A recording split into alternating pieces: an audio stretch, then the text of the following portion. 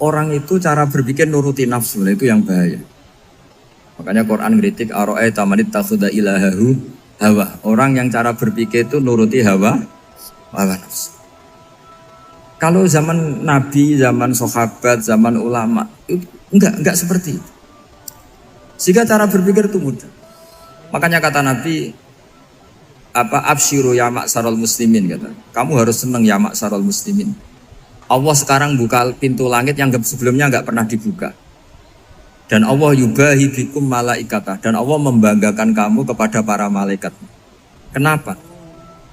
Umatnya Muhammad, umatnya Rasulullah Muhammad SAW, itu kalau sampean kepengen mati setiap saat itu baik, itu resepnya gampang kata Nabi. Addu faridotan wantadzoru ukhra. Jadi Allah memberitahu, ya Muhammad, umatmu ini luar biasa. Jadi misalnya tadi kita sholat subuh, ditanya, Bahak kamu sekarang ngapain? Nunggu sholat duhur ya. Setelah sholat duhur ditanya lagi nunggu apa asar. Sehingga faman kanat hijratuhu ila Allah wa rasulih fa hijratuhu ila Allah.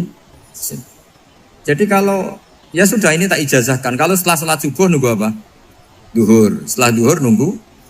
Sehingga ketika kita mati itu statusnya penunggu sholat. Tapi kamu kan enggak miskin. Kenapa? Penunggu kaya. Ya itu enggak masuk surga itu. Penunggu kemapanan. Berarti kan menunggu sesuatu yang seleranya nafsu. Beda kalau penunggu sholat. Berarti kamu di dunia menunggu ritual ibadah. Maka di antara ijazahnya Nabi apa? Addu faridotan wantadzoru ukhra. Melakukan satu fardu. Kemudian kita menunggu tugas berikutnya. Jadi niati saja setelah subuh nunggu apa? Duhur. Setelah duhur, meskipun kita di perapatan, apa? Nunggu asar ya. Tapi ya asar betul, jangan nunggu tok pas asar enggak.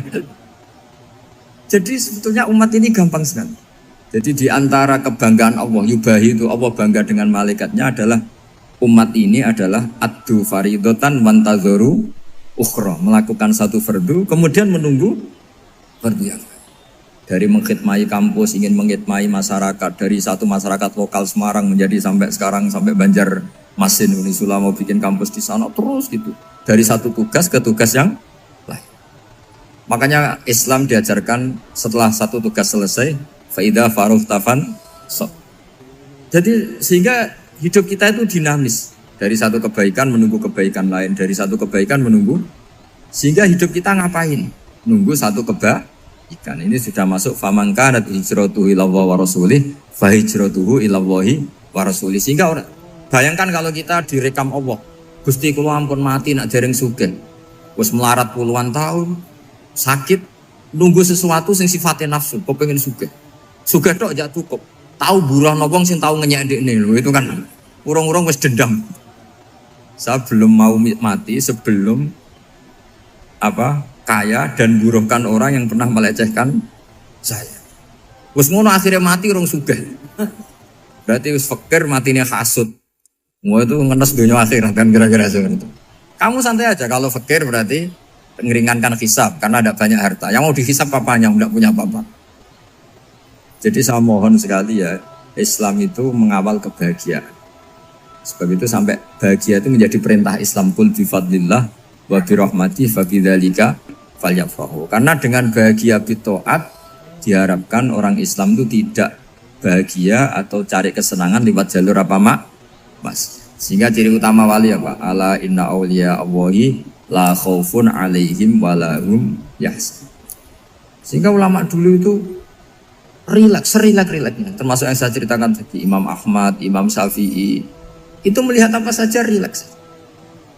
Ya tadi kalau disenangi orang ya barokah, punya kawan kebaikan. Nak dineng ya barokah dineng di gedingi tonggo rada utang, ngeranjuk tulung gitu. Jadi rileks saja. Masyhur itu Imam Syafi'i ngendikan waman asaa ilaika faqat atlakoka. Orang yang berbuat buruk sama kamu hakikatnya adalah membebaskan kamu. Atlako itu apa? Membebaskan. Enak gak jadi hidup gitu? Kalau kamu kan enggak, kok gedeng aku salahku apa? Malah kamu ujub tuh, orang kok gak tahu salahnya. Kamu jadi suami, istrinya ngomel, kurang apa saya sebagai suami? Ya kurang banyak, enggak ganteng, enggak kaya, enggak ini. Malah kalau diterangkan malah parah toh. Ya sudah rileks saja. Kalau dia ngomel ya tadi, alhamdulillah dapat pahala tanpa apa? Biaya. Terus ngomel kan butuh energi, paling yang tidak kuat 3 jam. Nanti juga berhenti apa? Terus ambil nilai positifnya. Misalnya ngomel sama suaminya, bagus lah. Kalau ngomel sama tetangga malah kayak apa gitu aja udah. Jadi ulama dulu itu gampang sekali melihat hidup. Rasulullah ya gitu, melihat hidup tuh gampang saja. Ketika tanya, ya Aisyah apa ada sarapan? Tidak ada ya Rasulullah, ya sudah saya tak puasa. Jadi enteng saja. Kadang-kadang beliau ingin puasa, ya puasa sunat, ada sarapan nggak jadi puasa. Rileks. Nabi itu rileks. Kalau ngajari kebaikan juga rileks. Nah sekarang itu banyak orang yang karena mungkin kurang baca, Islam tuh kayak jadi aturan yang bengis, yang repot, yang mengekang. Itu tidak seperti itu. Yuridu wa bikumul yusra wala yuridu bikumul usra. Allah menghendaki agama ini mudah. Sehingga ada sahabat di Imami Mu'ad itu baca Baqarah. Sahabat ini pekerja petani. Mufarokoh ditinggal. Ketika Mu'ad lapor, ya Rasulullah ini ada orang munafik. Tengah-tengah sholat mufarokoh saya ditinggal. Yang disalahin itu tidak yang ninggal tapi Mu'ad. Afattanun anta ya Mu'ad, kami itu tukang fitnah. Masa ngimami petani pakai surat Baqarah? Jadi yang disalahkan ini imamnya.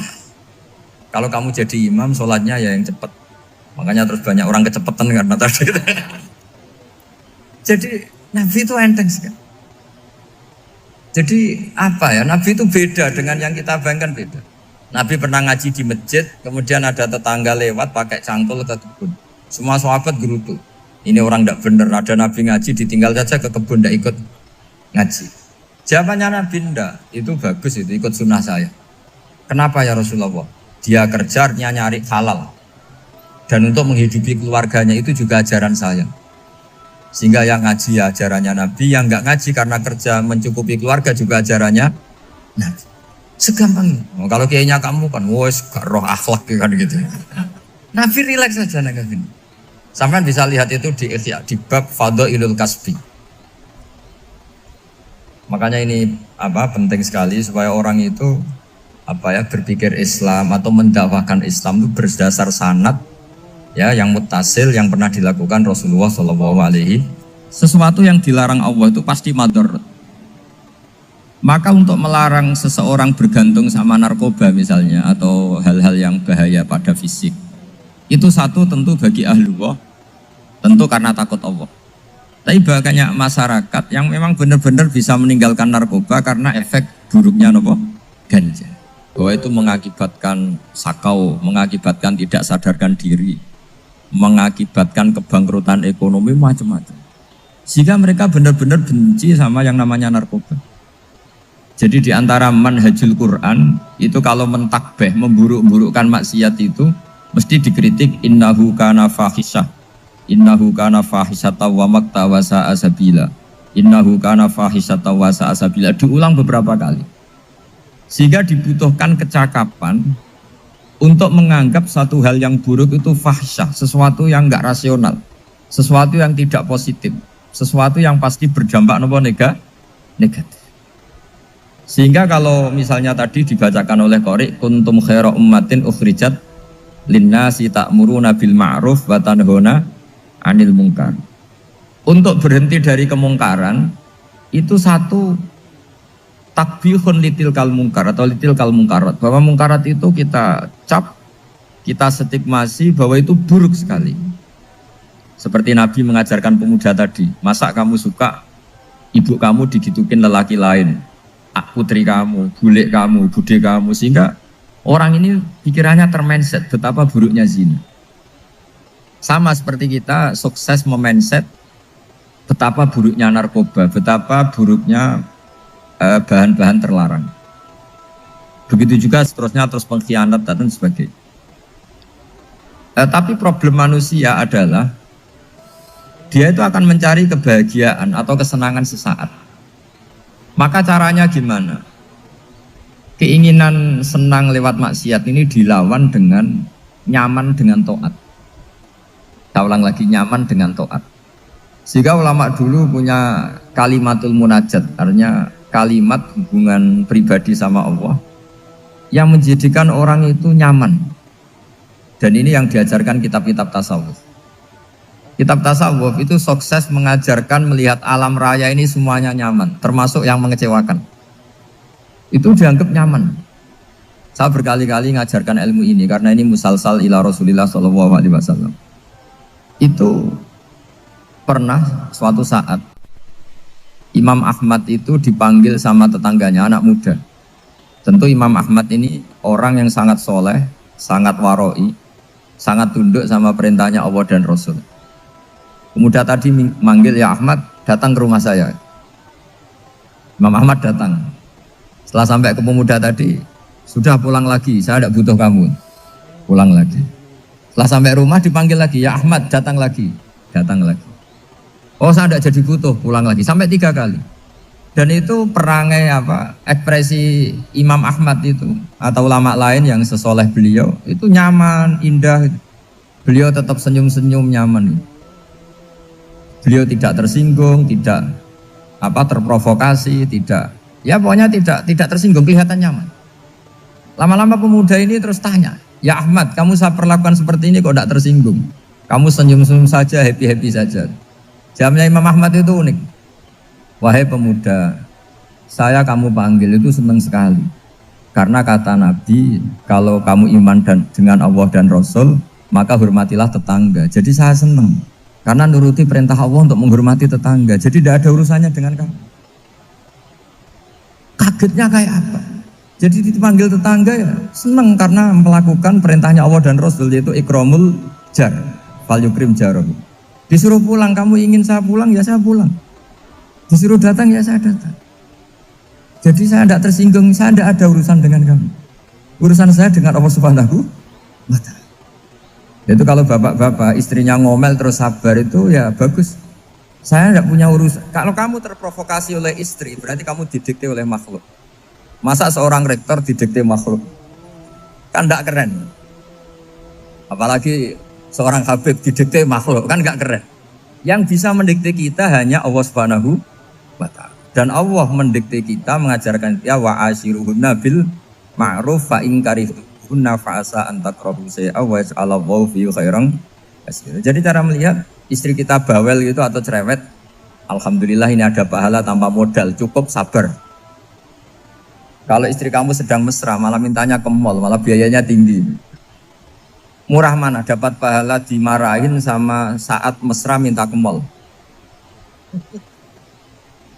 Milih yang pertama kan? Nah ya itu tidak usah modal ini. Ya gitu aja. Jadi kalau istri sedang marah, bawel, anggap saja ini rezeki. Dapat pahala tanpa apa? Biaya. Nah, kalau pas rukun malah nantang ke mall, biayanya malah tinggi. Jadi ulama dulu itu melihat dunia itu happy. Pernah Imam Syafi'i dikasih tahu, orang yang tadi nyium tangan kamu ya, itu di rumah menghujat Anda. Jadi dia sopan hanya di depan Anda, kalau di luar menghujat Anda. Jawabnya Imam Syafi'i lucu. Ya baguslah. Yang cerita ini kaget. Kenapa bagus ya Aba Abdillah? Kalau manggil Imam Syafi'i ya Aba Abdillah. Ya berarti saya masih wibawa, di depan saya tidak berani katanya. Jadi dipandang enteng saja. Jadi kalau kamu di depan kamu istri kamu tidak berani belanja, tidak ada kamu belanja banyak, anggap saja Anda wibawa. Jadi enteng saja. Pernah Imam Syafi'i dikasih tahu, separuh dari kampung Anda itu gak suka kamu. Ya baguslah. Kenapa? Oh nak rarukun malah bakal utang katanya gitu. Kira-kira yang utang itu yang rukun apa yang neng-nengan? Yang rukun. Jadi enteng saja. Masyhur itu makalahnya Imam Syafi'i. Waman asa'a ilaika faqad atlaqaka. Orang yang berbuat buruk sama kamu berarti membebaskan kamu. Kalau saya sedang nenengan sama Habib Hasan Toha Putra, beliau naik Alphard gak nawarin saya sah karena baru nenengan. Tapi kalau sedang rukun malah harus repot mana? Rukun sama ndak rukun? Repot rukun sebetulnya. Jadi Imam Syafi'i itu happy saja. Kalau sedang rukun sama tetangga ya dianggap rukun itu satu kenikmatan. Sedang ndak rukun ya dianggap satu kenikmatan. Jadi orang dulu itu serilek itu melihat dunia. Kalau kita kan enggak, ego. Wah saya ini suami kok dimarahin istri. Wah ini egonya bangkit. Padahal egonya bangkit itu ada kebodohan di situ. Yaitu seorang rektor didikte seorang istri, seorang makhluk. Apalagi kalau Anda daftar wali itu tidak akan jadi wali. Ini wali kok tunduk sama makhluk. Karena didikte apa? Makhluk. Maka Imam Ahmad ketika tetangganya bully gitu ya santai saja, beliau happy. Ketika pemuda tadi eskal janggal, kenapa kamu gak tersinggung ya Ahmad? Memangnya saya harus tersinggung gimana? Kan tak panggil tidak jadi, tak panggil tidak jadi. Hei pemuda, saya ini tidak punya urusan dengan kamu. Saya nuruti kamu karena perintahnya. Saya senang melakukan perintah Allah, harus berbaik sama kamu. Sampai 3 kali.